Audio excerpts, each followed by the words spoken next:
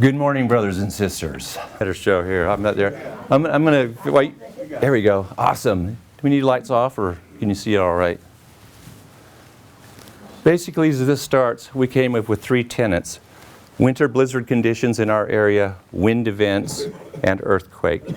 The stake has also said that we need to prepare for personal economic disasters. In doing preparations for earthquake, hang on. Yeah, Cody's going to save the day. In doing preparation for earthquake, you can still prepare for a personal economic disaster because a lot of the tenets are the same. Is Cody Plan B? Yeah. Cody is Plan B. Actually, B, C, D.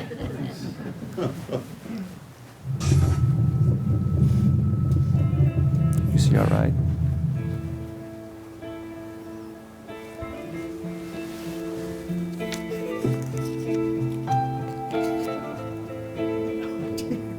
It's a cold winter day in Utah. Along the Wasatch Front, hundreds of thousands of people are busy at work. Many of them are commuting to jobs in different counties, far from where they live. 80% of the state's 2.7 million people live and work in the region. Today, these families and many others across the region will be separated. The largest earthquake to hit Utah in modern times has just begun. The rupture travels approximately 25 miles north along the Wasatch Fault. Some react appropriately, others don't. Over 10,000 buildings collapse. The shaking lasts for nearly a minute in some areas, damaging 285,000 buildings. Even in buildings that are not damaged, possessions fall down or are thrown across rooms. Infrastructure is destroyed. Utilities throughout Utah are disrupted. 2,300 people will die. 30,000 people will be injured. And $35 billion in building damages will occur. Finally, the shaking is over. A large number of people are trapped in collapsed buildings. Over 160 fires start, some turning into conflagrations. Hundreds of thousands of people are trying to use their phones, causing the system to become overloaded. In the months ahead, there will be tens of thousands of aftershocks. Residents will struggle to recover from the earthquake. There will be no water for weeks or months and no electricity. Traveling around town will be more difficult and time-consuming, and 350,000 people will be displaced from their homes. We are all in this together. We will all suffer the earthquake's consequences if most of us do nothing now. How quickly you will recover from this disaster is up to you and those around you. Your level of personal preparedness will determine your quality of life after the quake. Here are a few things you can do to prepare. It's a good idea to have a fire extinguisher, a first aid kit, and at least a 3-day supply of water for each person in your household. Have an emergency plan and decide where you will meet up with your family after an earthquake. Make sure there is a person out of town you can contact to let your loved ones know that you're okay. When remodeling your older brick home, consult a professional engineer or the Utah Guide for the Seismic Improvement of Unreinforced Masonry Dwellings. Consider whether earthquake insurance makes sense for you as part of your financial plan. You should also secure furniture, your hot water heater, and heavy or valuable items so they won't fall. Preparedness is not only for the home, but also for business. Be sure that your company has emergency plans for a major earthquake. Empower yourself and your family. Be prepared. For more information, visit www.bereadyutah.gov. Get that remote so we can turn the volume down. Let the credits run there. Wow, let the credits run there. This video is about 13 years old. So you can triple the numbers that were in there easily. 13 years old. We're going to talk a little gloom and doom, but before we do that, James is going to read a quote from our prophet. So I will just first point out that this has been prepared prior to this morning. It is laminated and in color. So, very awesome. Russell M. Nilsson. Though today's restrictions relate to a virulent virus, life's personal trials stretch far beyond this pandemic. How can we endure such trials? Of course, we can store our own reserves of food, water, and savings, but equally crucial is our need to fill our personal spiritual storehouses with faith, truth, and testimony. And I'm going to allude to it in another spot. I have a Facebook page called Adventure Bob. You'll probably see the logo on some of the stuff here. But one of the first things we do in planning for a disaster, preparing for anything, is to get that plan in place. And it does mitigate a lot of the stressors. Having faith in our Heavenly Father, knowing that He knows what we're feeling, knows how we feel. I just said that, didn't I? Nevertheless, Cindy's passing out these preparedness planning documents. We're going to go through those first. We're not going to spend a lot of time on them because we've got to get to some of the good stuff over here. So once you all have your folders, raise your hand and we'll check the back of the room and we'll continue on. And I'm going to add a little bit of a disclaimer here too. Some of the things that we're going to discuss and show you. Cindy and I go out on a lot of different adventures, on trips, exploring. Some of the things we have may or may not be suitable, may not be able to be adaptable to your needs and your family's needs. But we use these kits regularly. We upgrade those kits as necessity has us do that. And what works for us, again, may not be feasible for you. That said, keep in mind your own level of self-reliance and what you need to do to prepare yourselves and your families. Let me ask you a question here. I want participation too today. How did COVID, what did you do differently during COVID that you didn't do before COVID? Anyone? One thing we did was we did not go to the grocery store for a long time. And when our two sons that live around us learned that we were drinking our powdered milk from our storage, they felt so sorry for us, they started bringing us food. That's awesome. Anybody else? We did more together.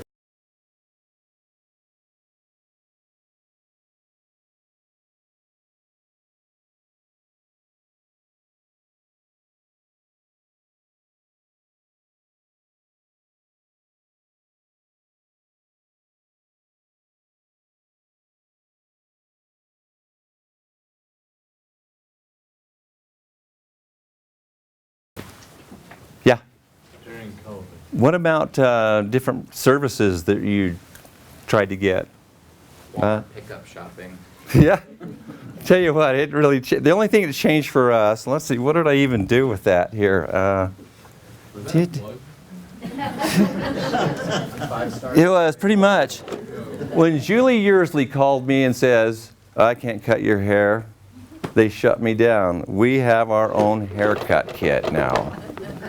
And in there, I even have photos for Cindy. This is what it's supposed to look like when you're done. So it's a complete kit. I mean, we got a lot of real cool kits from night vision to everything else, but that's one thing that we use every 2 weeks. It was something that we needed. It was, yeah, try to get out of that one, huh? And the next part in there we have the list. We're going to start with a family emergency plan. And I've just got a few notes on here I just want to hit. We're not going to go through everything on here. But it asks for a lot of personal, sensitive information. And the sole purpose of that is so that if you were displaced from your home and this document was in your 72-hour kit, you would still have access to account numbers, phone numbers. If your phone doesn't work, a lot of people store that on there. It gives you one solid hard copy. Insurance information, we'll go through that. Page 2 has the spot for the out-of-town contact. The experts are telling us it might be easier to get a text across the country than it is to get a text across town. And that's the reason why even the video points out, Aunt Bep somewhere that she can act as the liaison. Yeah, your family's good in this area, and she now becomes the central point of the family communications. Trusted adults. We have faith on there. This document is used across the board with members of different faiths other than ours. Thus, clergy. I guess Bishop Iverson would write down his next door neighbor, the stake president. And you might want to even add your ministering brothers and sisters to that list. Right. Yep. I think one thing, from a family standpoint, the first thing you're going to wonder is where your children are. Mm-hmm. If they're at school or they're at some other organization, you will want to know what that organization's emergency plan is so you know where your kids are. Because you're going to try to figure out where your kids are, and if they moved them to their secondary emergency evacuation site, and that's at the church, you want to know where your kids are. And so To be able to find them. That's one of our mandates too, is reuniting family members with families on that. And very good point here. For Cindy and I, it's pretty easy. In our emergency plan, we actually have 3 different routes to come home from. It takes 1 telephone pole across 1 road to start gridlock. And we'll talk a little bit about that more later. Look, you're reading my notes, said children at school, at work. The next page, family emergency plan, page 4, the vehicles that we drive. I'm looking for Cindy. What is she driving? A white Ford F-150. We just narrowed it down to 30,000 vehicles. So we have the license plate number on there as well. Our list also has serial numbers of all of our property, from TVs to lawnmowers to vehicles to, additionally, our plan has a menu for meals to make from our 72-hour kit. Hey, it's good. We had to split it up. We'll talk a little bit about that, why that was kind of critical for us to do that. And also our kits contain cookware needed to prepare those items that we have in our kit. Okay, the next one, our home preparedness plan. It's kind of a dual purpose. It gives you kind of a checklist to look at. It gives you an opportunity to educate family members. We'll talk about those just in a second. We use a lot of safe words. If I have a salesman over at the house and he's trying to sell me this, that, or the other, there's a phrase and things that we can use. Kind of use it with your kids. Your mom told me to pick you up from school. What's the secret word?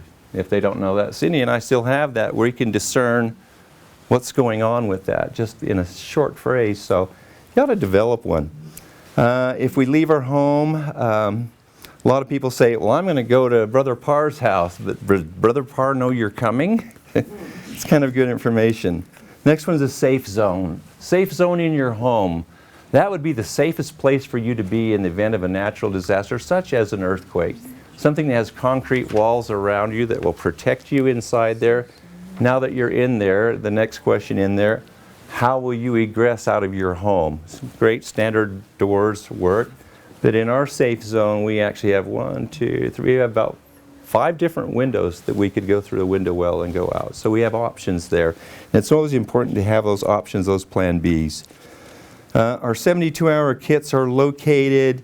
We have ours by the garage door. They're ready for load out right now, right next to the water. And one thing about that, though, this document here, didn't mention it in the beginning. The other one's kind of your personal sensitive stuff. The next document here, this is the one that you mail to your whole family. When we did our packets, we mailed out about 30 packets, so everyone knows we're all on the same page together. And so this has a lot of good information, but the question on here, our 72-hour kits are located and where they're located. If we do egress from our homes and they arrive, they know where we store that 72-hour kit. And they, looking there, seeing that they're gone, know that we safely evacuated the area. So a lot of communication going on with that. Oh, Cindy, you got to do PowerPoint again, honey. Does everyone know in your family, oh yeah, let me start this. We've got another red dot. Develop an emergency checklist for each disaster type of scenario. Uh-oh, you're going to need help, Cody, again. Push next to them. We're going the wrong way. You're going the wrong way. There you go. We're going to talk about that. We actually have in the front of our emergency guide a quick reference list. When the shaking stops, read that for me, will you? Yes. Check on safety and well-being of family members. Render first aid if necessary. Render aid in a safe environment. Assess structures for damage. Note areas that may collapse. Check for breakage of utilities. Gas lines, smell, hissing, fire. If yes, shut off gas main. Water line. If leaking, shut off house main. Outside leaking, shut off water at the meter main. Have tools readily available. Power. Any arcing, sparking, burning smell, shut off the main. Determine if you need to evacuate. Keep going. No, that's fine. When we had the last little tremor in this area, that's what I'm going to call it. I was at work. The books started coming off the shelf in the cash office where I was preparing deposits. And gosh, you know, everyone was like, what do we do? What was that? What's going to happen now? And this kind of like, not a clue of what we should have done in that scenario. So it's just always a good idea to be prepared.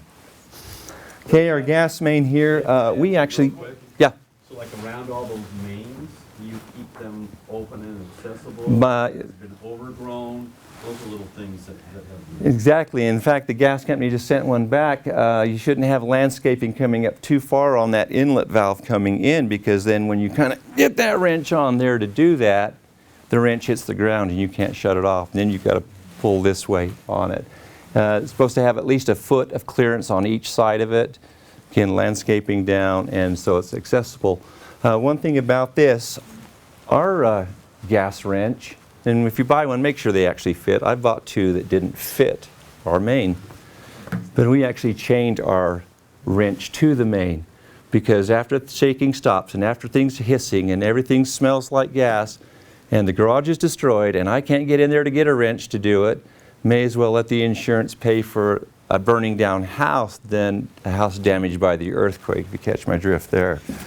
We're covered for fire, not earthquake. That's all I'm saying.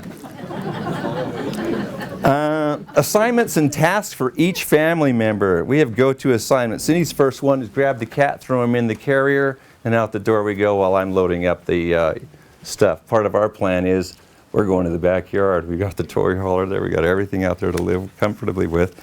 So not a long journey there. Home preparedness plan, again, in the event of emergency, identify local family members, friends, and dwellings that you and your family could stay at. Consider a family and friends network to aid each other in the event of emergency. We're trying to work on a Farr West group right here, right now. Also, on the back of those packets, the last page, we have the Emergency Preparedness Survey. We have this binder. Do you have it over there? Right there. That will be stationed in the clerk's office so that our bishopric can have full access to all the questionnaires on here so that we can find the expertises. I stole this from a lot of other stakes in the Salt Lake area, and they had things like doctor, dentist, but seeing we have 3 oral surgeons here, I added them too on the list. So, we are under a divine mandate to care for our neighbors and for each other. Brother Snyder, you want to read that quote for me? Yeah, the one you told me to look up there. That's the one, Mosiah 4, Mosiah chapter 4, 16 through 19. Okay, 16 through 19, it says, "And also you yourselves will succor those that stand in need of your succor. You will administer of your substance unto him that standeth in need, and you will not suffer that the beggar putteth up his petition to you in vain, and turn him out perished. Perhaps thou shalt say, the man has brought upon himself his misery. Therefore I will stay my hand, and will not give unto him of my food, nor impart unto him of my substance, that he may not suffer, for his punishments are just. But I say unto you, O man, whosoever doeth this, the same hath great cause to repent. And except he repenteth of that which he hath done, he perisheth forever, and hath no interest in the kingdom of God. For behold, are we not all beggars? Do we not all depend upon the same beings of God, for all the substance which we have, for both food and raiment, and for gold, and for silver, and for all the riches which we have of every kind?" You know, and I thought there's one phrase in there that hit me really hard, and that phrase was, you don't care to take care of those people, you have no interest in the kingdom of God. Wow. How many times has the Savior said, love one another, care for one another, and all the parables teaching, and the Good Samaritan, and how we as a people should be living. Okay. Identify all forms of transportation that you may use, i.e. cars, trucks, ATVs, motorcycles, etc. down the road here. ATV is our second form of transportation. If I need to go locate Cindy on one of her routes from coming home from work, it's just another way that we can get around, that we can do what we need to do to minister to our brothers and sisters. Okay, vehicle kits, we're going to talk about that a little bit more. Any other questions so far? You're really quiet. Are you that scared or something? Not that. Okay. Okay. Right? Yep. You're halfway. Halfway? I'm halfway? We got to get jamming here. Okay, going down the list, just a few things, wrench it off. I don't ever store flammable items in the garage, fuels, oils, things like that. They'll go out in the shed. We'd rather lose the shed than the house. Dryer vents, want to click that? Yeah. This is not ours, but this stuff is so flammable in your dryer vent. In fact, when we are out and there's cottonwood trees are in bloom and all the cotton's there, that's what we grab and use the ferrocium rod to light because it's so flammable. You should be doing the different maintenance on your homes. Good housekeeping standards. Battery operated radio with spare batteries. I've got a couple here on the table. What I like about them is that one's for the truck, one's for my 72-hour kit. In addition to all the different radio bands that they have on them, it does have the weather band on it. It does have a solar panel on the back that we can charge all of our devices. Same thing with the little one. It does also have the crank power so that when there's no power available. I like this little guy best though for charging up electronics. I'm just going to leave it there so you kind of gander at a little bit later on.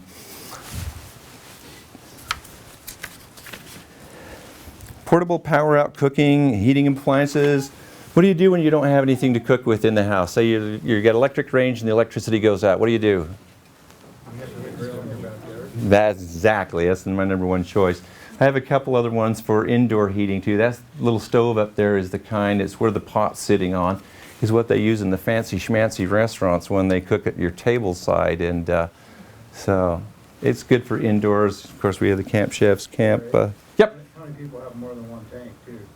Oh yeah. And you know what? That brings a good thing because we got about 12 of them stored. AmeriGas doesn't care what you turn into them. I work with Henry once a week and he picks them up, brings us the new ones. And dilapidated tanks, they don't have to be, they can be beyond the 12-year period. They'll take all of them. They got that built in. They just want to sell you the gas. Propane will last forever. There's also a place out in Farr West that sells propane right there on Higley Road. Higley Road, that's where I go. Because just so you know, they had a class action lawsuit back there at AmeriGas that those tanks are only 3/4 the way full. So when we get them, we go take them and top them off at home. Good point. But power out cooking, lighting, a couple other options for lighting. If I didn't have all these cords over here, we could do it. We picked this little jewel up. Cindy and I, where's our cupboard at, Cindy? Where's all of our lighting? In the cupboard, right? Ah, it's good stuff. We've got one for every room. If you got closets and stuff, it might be a good idea. Another $2 switch to light and illuminate your closet. You're not stumbling around in the dark. All sorts of lighting. The puck light. They used to be free at Harbor Freight, and us old people, we like coupons and free stuff, so we used to get them all the time. But not no more. I actually got them for $2, which is a good deal because Walmart sells them for $4. And all my peers who are watching this, I'm sorry. Prepare for winter blizzards, and that's one of our hazards. Remember, we had winter blizzard events, winter events, we had wind events, and we had earthquake. Can you hand me that? We just brought no, not the toilet paper, honey. No. That thing there, yeah. This little guy is called the avalanche roof rake. This is awesome. I've used it once. We've been in kind of in a drought, but it actually has 40 feet of pole that clicks into that. And all I did was I let the fabric come down and I drive that right up on the roof, and It cuts the snow, and I cleared the roof in about an hour. That's how effective that is. It's just a real mess to clean up afterwards, but that's beside the point. We have a lot invested in our home. To have that destroyed and damaged like that cost more than that thing did to provide for ourselves there. Moving on, our favorite, getting into the 72-hour kits. We're at the halfway mark. As the name implies, it's basically food and water for 3 days. Now, you look at Cindy and I, 3-day supply of water, a gallon per person per day for 3 days.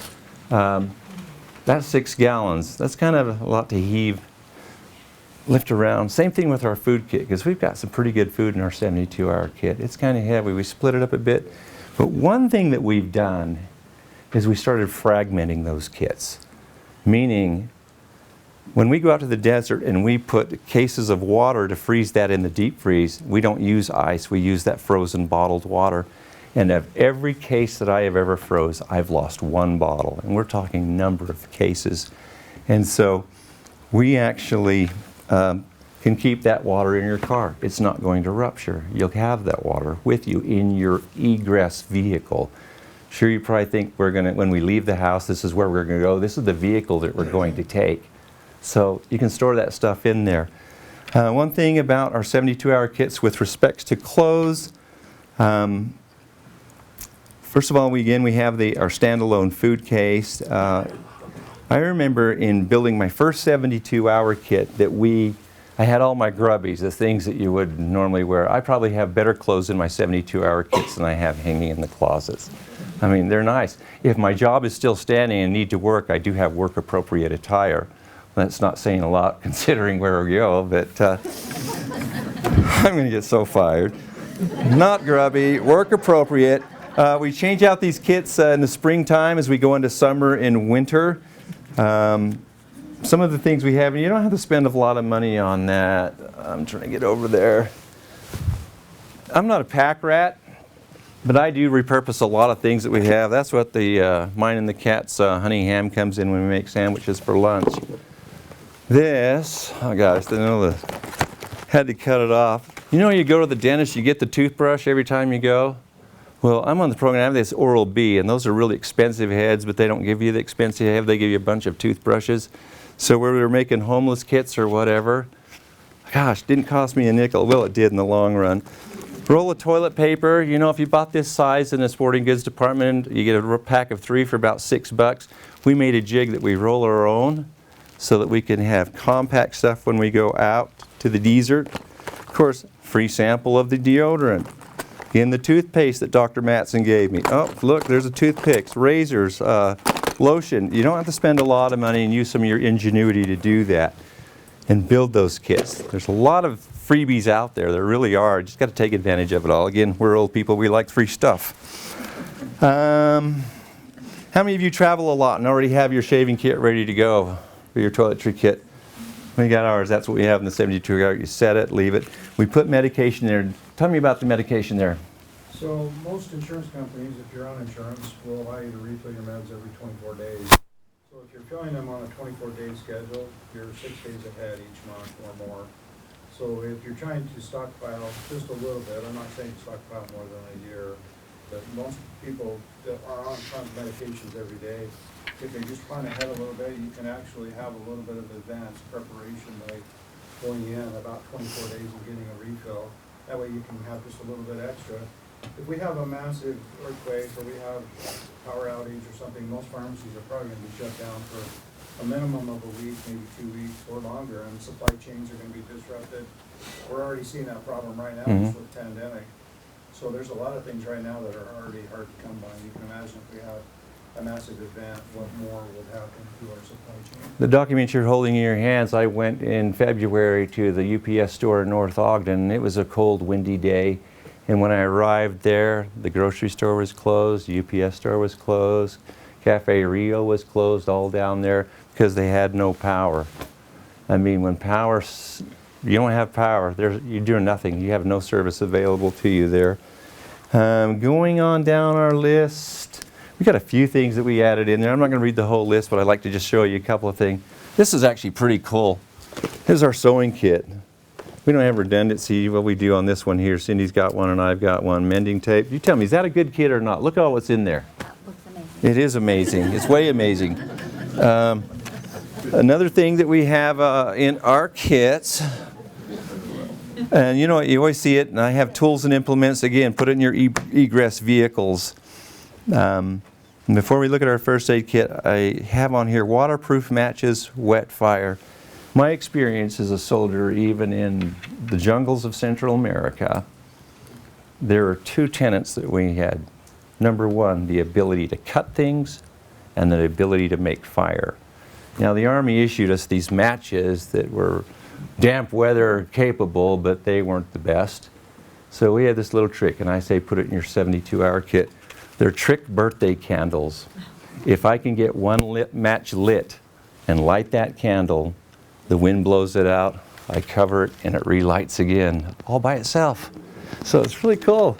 Do it. Trick birthday candles. My first aid kit here, we're going to go there and, yeah, you can do that. I have a pet peeve with first aid kits. Now, when we go out, sometimes there's like 40 miles between us and civilization. So if any injuries occur, then we're going to have to take care of it on our own. One thing I hate about first aid kits is you buy a nice first aid kit and you open up and it's like Jack in the Box. There's all sorts of crap strung out from here to there, and you can't find what you need when you need it. So we actually, when we built ours, we put it in different compartments. You can probably see it on the screen, those at home. But we have the bandages and perhaps the pharmacy, cold packs, on down the line so you can get what you have. On the outside of the case, we do have the, I don't know if you get that, that's some of the inside. You can just go through though. That's pretty cool stuff. Nah, you're fine. I just kind of jumped ahead on this because there's some cool stuff in here with trauma and stopping bleeding. Zip stitch. Anyone heard of zip stitch? I have friends that have human skin staplers that I'll staple you back together, buddy. But these are just like bandages, good adhesive on it. You clean the wound, you put that on, and there's these little like zip ties. Butterflies. And you just cinch that right out. It's so slick. But I tried to get some more on Walmart.com, and the Chinese company I ordered it from wouldn't send it. Women's hygiene pads also work really well because they're adhesive and they'll also help with the wound. Ray, what's the best place to find lists of all this stuff we should have? All the what? All this stuff that Didn't you get a folder? Wait, yeah. Okay. I saw, but there's Oh, where to get it?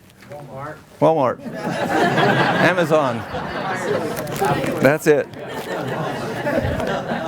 Let's see, what else? All the instruments. You know, Sounds like you've got your job. you know, after what I said, I need all the help I can get. But everything that we've expanded this kit to has been because of necessity. We were out in the West Desert. My buddy had a bug fly into his ear. I thought it was eating his brain of all the screaming that was going on. Poured water in it, made the bug go crazier. So let's try to bubble it out with peroxide. Wouldn't come out here. And then finally, let's pour alcohol in there. We opened up the rubbing alcohol, poured it in there, and finally killed it. He says, I got to take me to the hospital. I got to take me to the hospital. So we're in the middle of the desert, middle of the night. Cindy's going to stay back with all the gear and the whole thing, but she still says, I can't believe you'd leave me. And closest facility would be in Wendover, Nevada.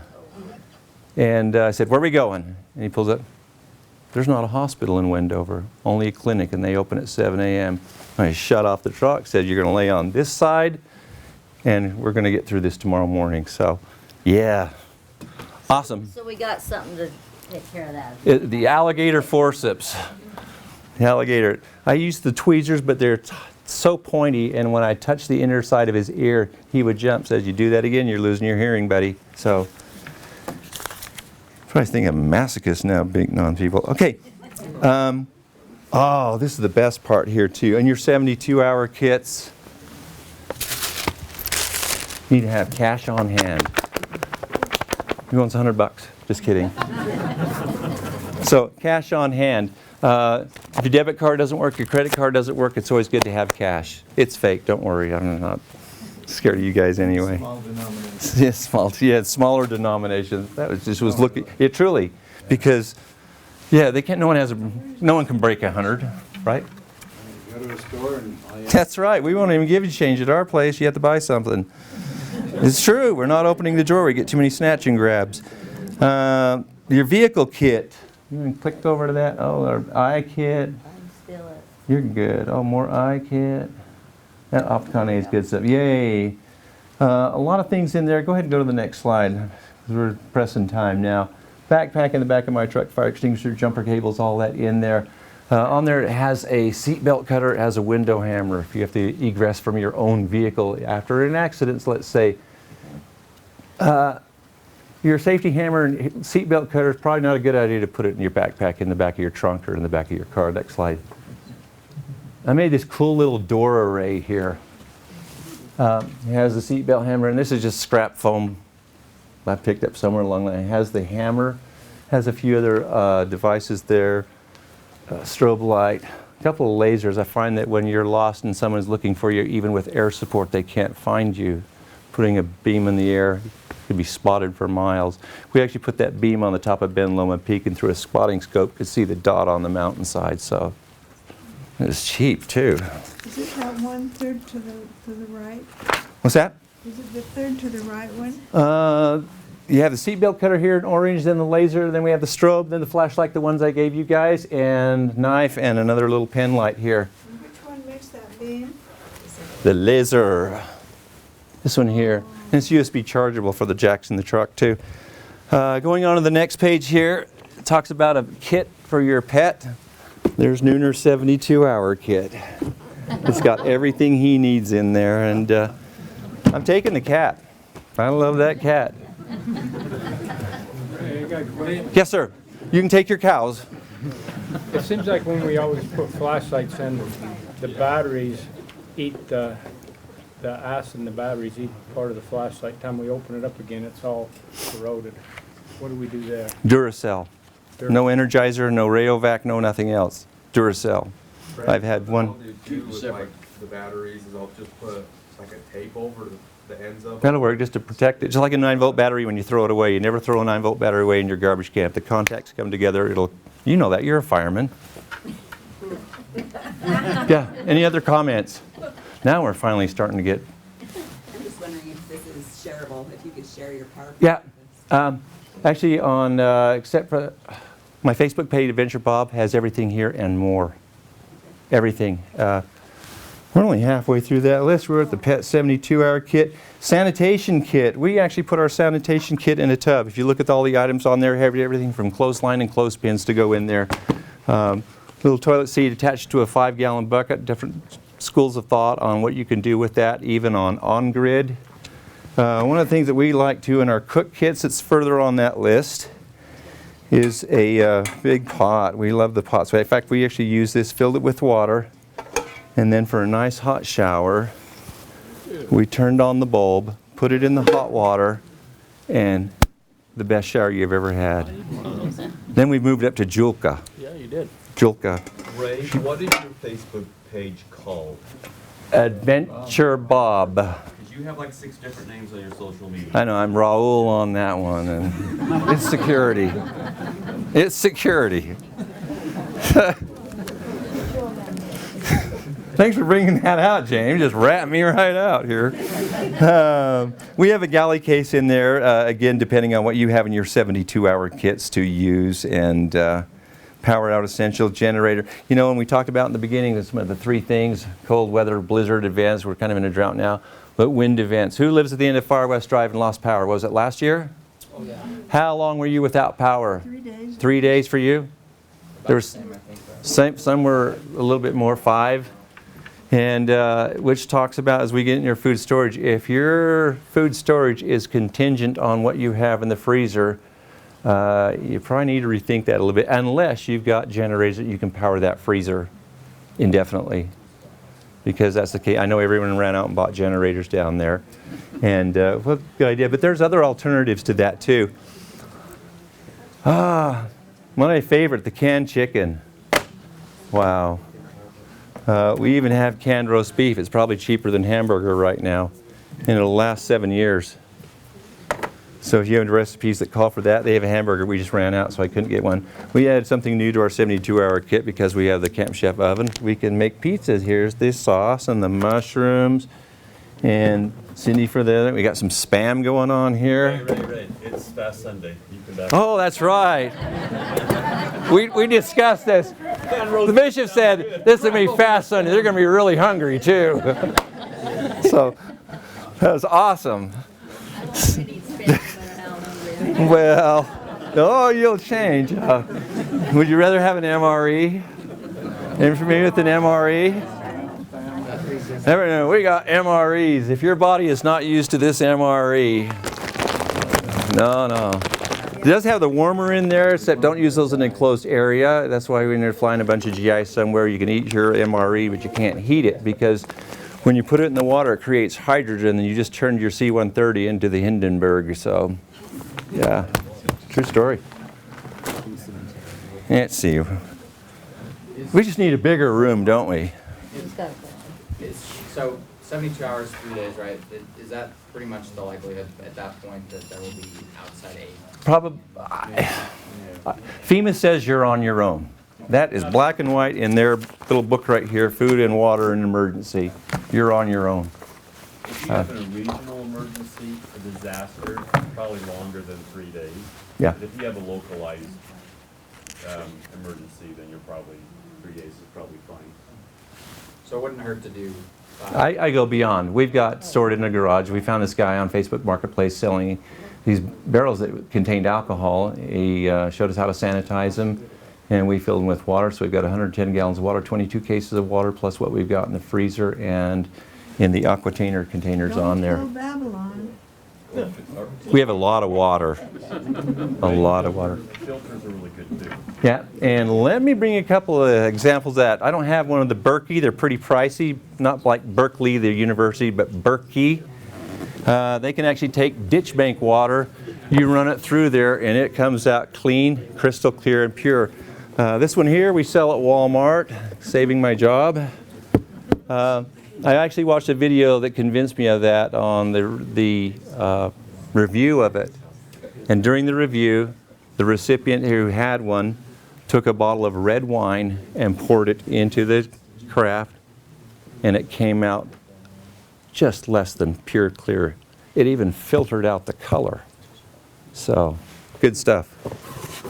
Zero water, Berkey. How many gallons is that running? Here, you have to read that. I'm not sure. But the Berkey will do it like, I'm thinking of like 500 gallons or something.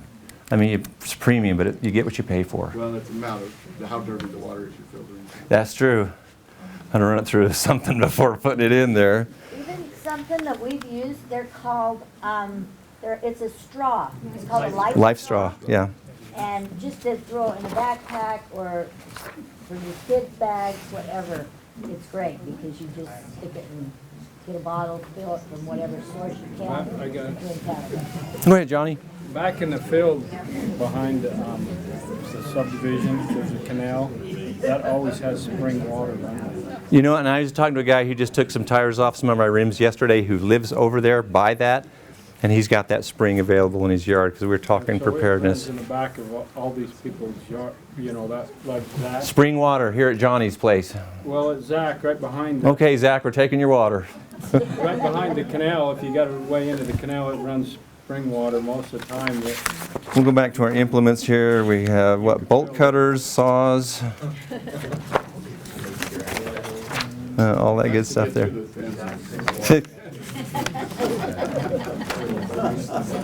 Power out heating, you know, we talked about it a little bit there. I got the other visual here of Mr. Buddy. We've actually got the big version of this. This is the only heater that I have seen, well, that we sell anyway too, that is for indoor use. We've got one with the 2 burner plates. It has a fan that blows on it too. You can plug it into power, you can run it off of batteries. When it was so cold, it has one propane can that fits there. When it was so cold out in the shed where we had all the cats, outside cats huddling, we'd go out there and turn it on and sit with them because we don't ever leave it unattended. And if the carbon monoxide levels get high, it'll shut itself off. It's all automatic. It's great.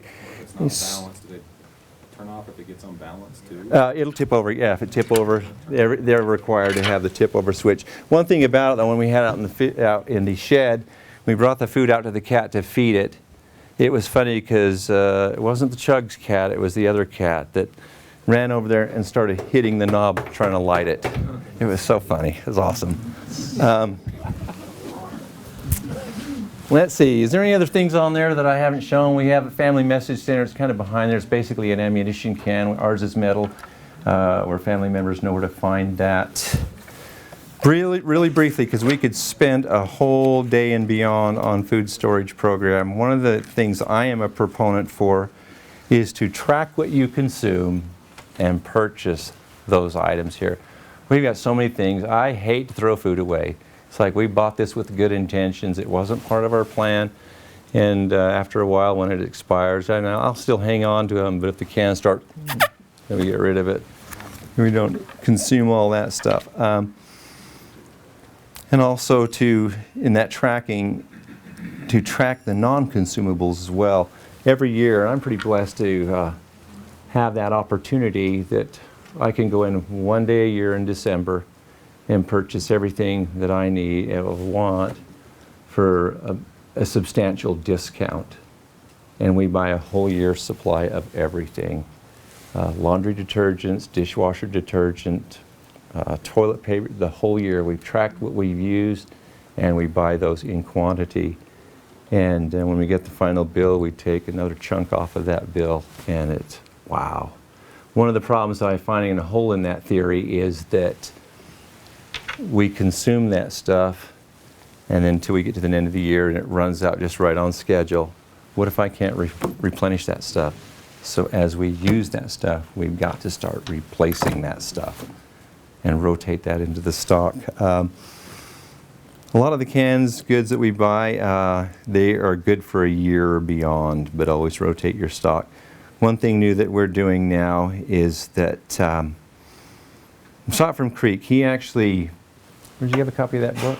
The bell ring. It's over there. Yeah.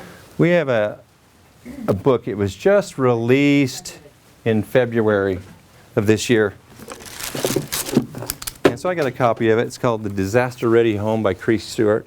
Probably one of the best books written on the subject. And he teaches a technique in here that I've never known before. And with technology, the items are available.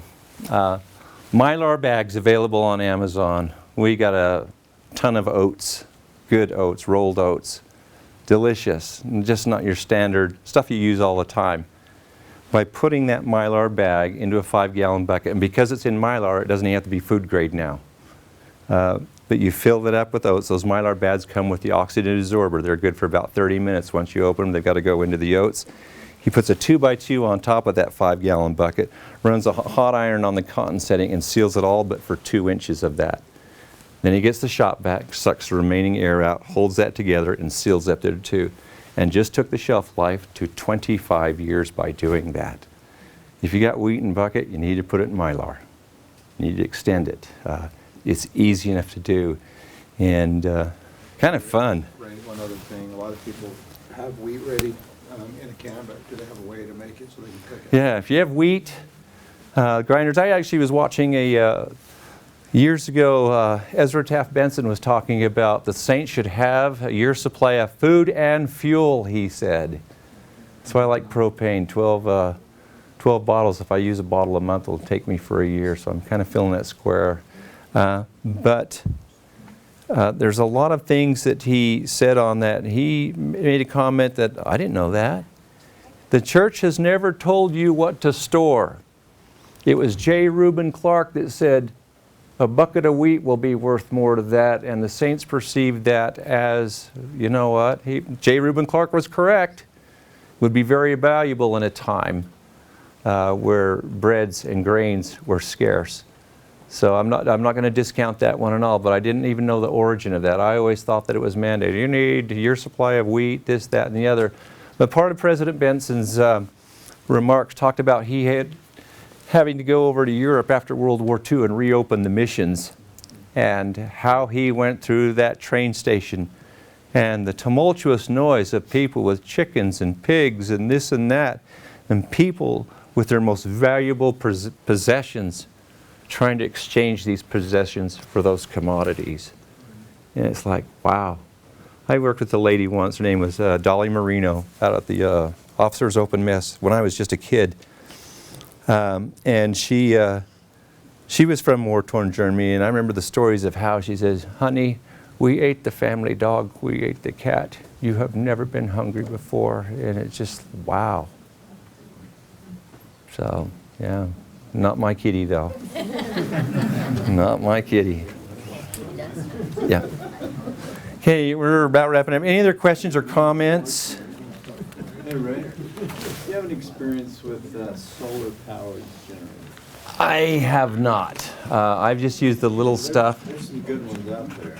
When we looked at solar, it was probably like, you know what, if we paid the electric bill for 30 years, we'd pay for it. It's like, there wasn't a good trade-off for us. It didn't work well. It's like earthquake insurance. Have any of you looked at the cost of earthquake insurance? In fact, the insurance agent said if it ever gets to this level here, we're going to wait for the Fed to come in because we're not paying for it. So like, wow, I'm not giving you that kind of money. And about food too, President Benson talked about how you're not going to get fat on it, but you're going to live. It kind of reminds me of my gastroenterologist that says, Ray, you got to quit thinking about food as something that is joyous to eat, this and that, but fuel for the body. It's like, I haven't mastered that yet. I want it to taste good. So, any questions, comments before we wrap this up? Thank you, Ray. Thank you. Let me leave with one thought, and I'm going to just do a snippet of this thought. When we talk about gloom and doom and tragedy, sometimes it's overbearing that some people, I'll probably be one of the 30,000 or whatever. But this is from Jeffrey R. Holland, and he said, I invite us to remember that perhaps the most repeated line in all of Scripture is, and it came to pass. We'll get over it, collectively and otherwise. So I am so thankful for my calling. I appreciate your participation in preparing yourselves. That's what you meant when you put your hand up and sustained me that day. I looked around. I've never looked at people voting for me before, but you sustained me, and in turn I hope to provide you with the tools and resources to be able to protect you and the ones that you love. And I say these things in the sacred name of Jesus Christ. Amen. Amen.